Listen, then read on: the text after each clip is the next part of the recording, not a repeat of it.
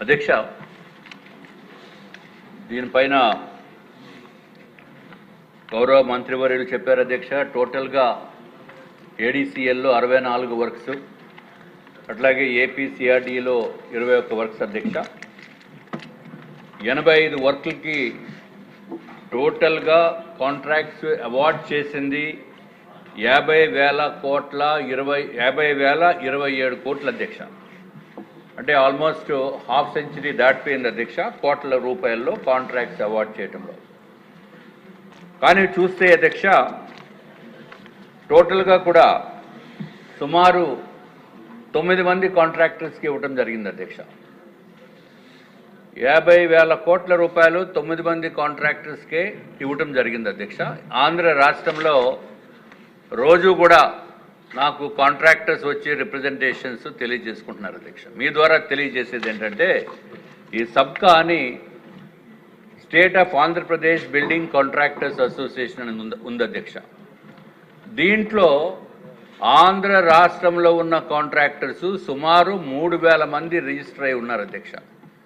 వాళ్ళు కూడా ఈ రాష్ట్రము ఇదివరకు పరిపాలన ఏదైతే జగన్మోహన్ రెడ్డి గారి పరిపాలన నుంచి ఎప్పుడు విముక్తి పొందుతామా, అప్పుడు మాకు కూడా ఇక్కడ ఏదైతే అమరావతిలో పాల్పంచుకోవటానికి భాగస్వాములు అవటానికి అవకాశం ఉంది అనే ఉద్దేశంతో వాళ్ళు సుమారు 5 సంవత్సరాలుగా వెయిట్ చేస్తూ ఉంటే అధ్యక్ష, ఇది మరి ఎందుకో తెలియదు, పరిపాలనా సౌలభ్యం గురించి ఇంత లిమిటెడ్ కాంట్రాక్టర్స్ తోటే వాళ్ళందరికీ వర్క్స్ ఇచ్చిన మలాన వీళ్ళందరూ కూడా ఇబ్బంది పడే పరిస్థితి అధ్యక్ష.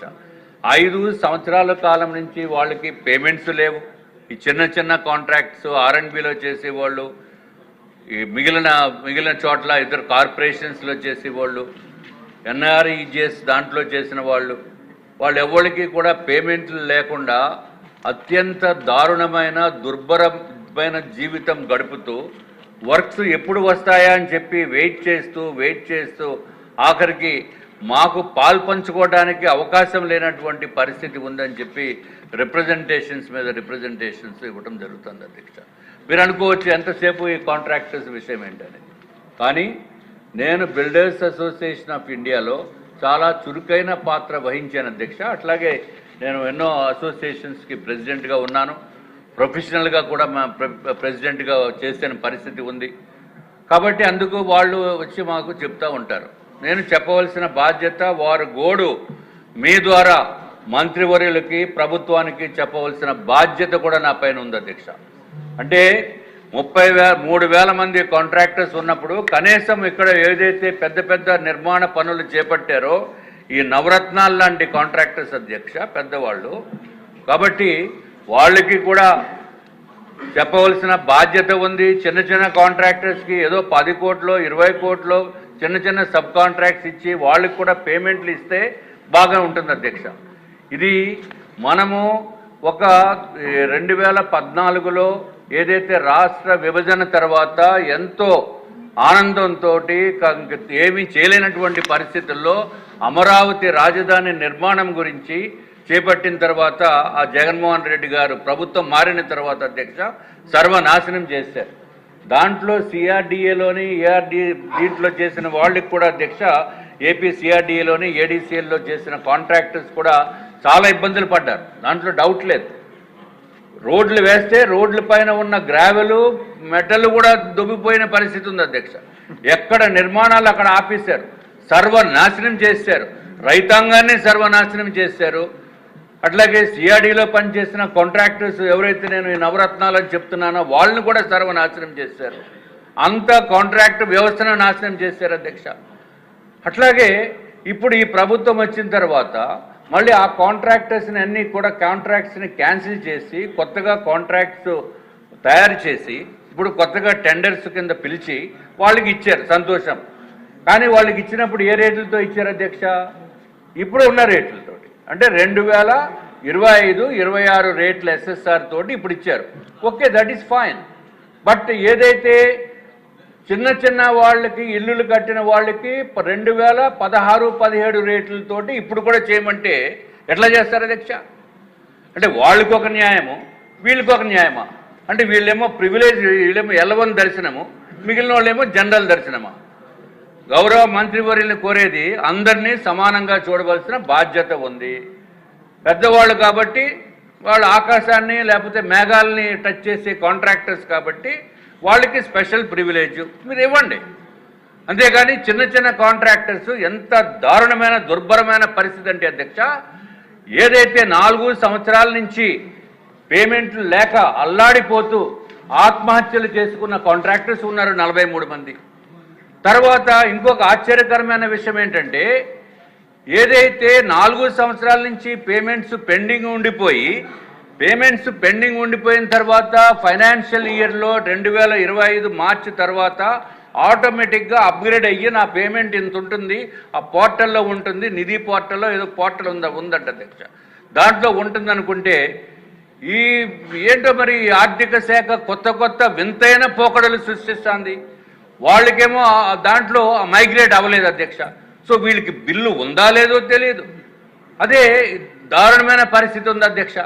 అదే సిఆర్డిఏలో కాంట్రాక్టర్స్ ఏదైతే ఇప్పుడు రాజధానిలో నిర్మాణం చేస్తున్న కాంట్రాక్టర్స్ మాత్రమో బిల్లు సబ్మిట్ చేసిన వెంటనే మంత్రి గారే చెప్తారు ఎన్ని రోజుల్లో పేమెంట్ ఇస్తారు అనేది.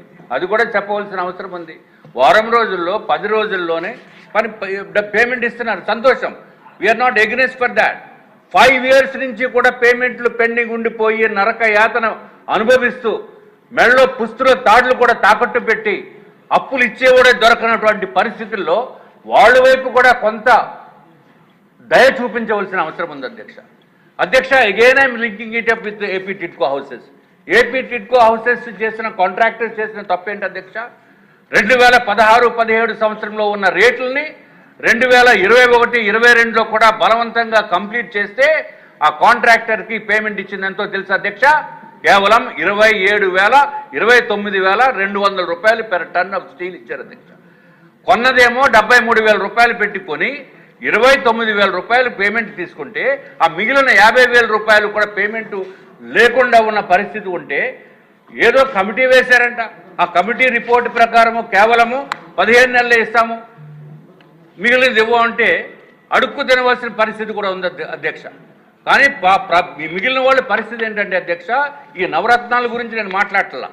They are privileged people, they are going to build our rajadhani కాబట్టి దాని గురించి నేను పెద్దగా స్ట్రెస్ చేయట్లేదు అధ్యక్ష.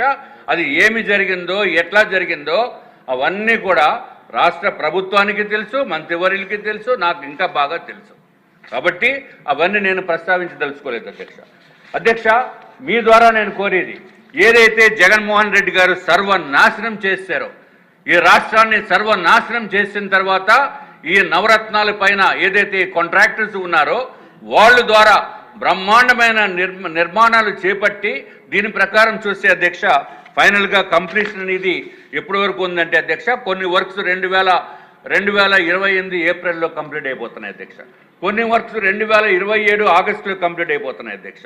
సో 2028 ఏప్రిల్కి కనీసము కంప్లీట్ అయిపోయిన పరిస్థితి ఉంటే డెఫినెట్గా 28 అని ఇచ్చారు. దీంట్లో టెండర్స్లో మాత్రం 28 ఫైనల్ కంప్లీషన్. దానికి కూడా కొంత అవసరమైతే అయిపోయింది సార్ కడుపు మంట సార్. దీంట్లో 2029లో పోనీ 2028 ఏప్రిల్లో బదులు 2028 డిసెంబర్లోకి కంప్లీట్ అయినా సంతోషమే.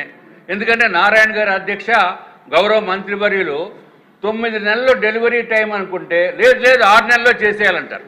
ఆ కాంట్రాక్టర్స్ ఏమో బాబు అవ్వదు కదా అంటారు. ఎందుకంటే నారాయణ గారు ఆలోచన వేరు, స్పీడ్ వేరు. ఆ స్పీడ్ని తట్టుకోవడం గురించి చాలా కష్టమవుతుంది. ఆయన విపరీతంగా రోజుకి 18 గంటలు పని చేసేస్తారు, మిగిలిన వాళ్ళు చేయాలంటే అది అవకాశం లేదు.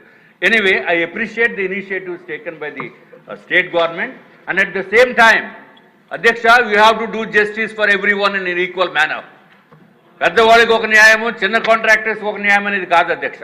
తప్పనిసరిగా మిగిలిన కాంట్రాక్టర్స్కి అన్ని డిపార్ట్మెంట్స్కి కూడా మీ ద్వారా కన్సర్న్ మంత్రివర్యులు పిలిపించి కాంట్రాక్టర్స్ తోటి మీటింగ్ పెట్టి బాబు నీ పరిస్థితి ఏంటి, నీ ప్రాబ్లం ఏంటి అని చెప్తేనే కానీ ఈ రాష్ట్రంలో కాంట్రాక్టర్స్ నిరసన వ్యక్తం చేసి బట్టలు ఇప్పుకుని తిరిగిన రోజులు ఉన్నాయి అధ్యక్ష. గౌరవ ఇదివరకు జగన్మోహన్ రెడ్డి గారి పరిపాలనలో కాబట్టి ఈ ప్రభుత్వం వచ్చింది కాబట్టి నూతనంగా మనకి మళ్ళీ క్యాపిటల్ వస్తుంది కాబట్టి అధ్యక్ష నిర్మాణాలు బ్రహ్మాండంగా చేయాలి.